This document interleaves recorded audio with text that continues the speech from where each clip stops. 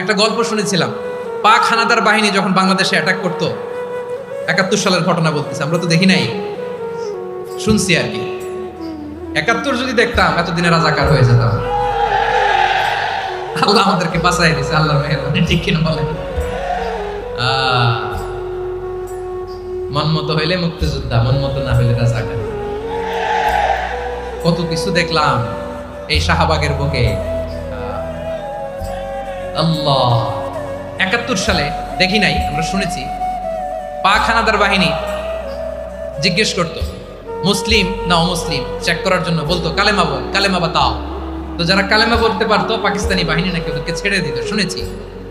তো একজনকে এক বাঙালিরে পেয়ে তার মাথার মধ্যে বন্দুকর নল ধরে বলতেছে কালেমা বল সালে, কালেমা বাতা, কালেমা বল। তো ভয়ের চোটে এই দোয়া পড়া শুরু করছে।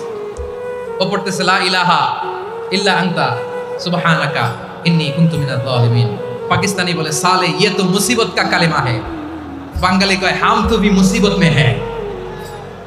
পাকিস্তানি বলে বেটা কোন দোয়া বললি, এটা তো মুসিবতের কালেমা। কয় আমিও তো মুসিবতে আছি, আমার মাথার মধ্যে বন্দুক ধরে তুমি আমার কালেমা জিজ্ঞেস করো, এখন কোনটা কালিমা আর কোনটা কি দোয়া, আমার হুঁশ আছে নাকি? প্রিয় ভাইরা, আসলে এটা দুআউল মুসিবা, বিপদে পড়লে এই দোয়া পড়তে হয়, লা ইলাহা ইল্লা আনতা সুবহানাকা ইন্নী কুনতু মিনাজ জালিমিন। এটা পড়বেন আপনারা। এই দোয়া পড়ে সাইয়েদনা ইউনূস আলাইহিস সালাম মাছের পেট থেকে রক্ষা পেয়েছিলেন। রক্ষা করেছিল কে? তুমি ইউনূস নবীরে যখন খাইলো মাছেতে গিলিয়া, ফেরেশতা পাঠাইয়া দিলে ইসমে আজম দিয়া।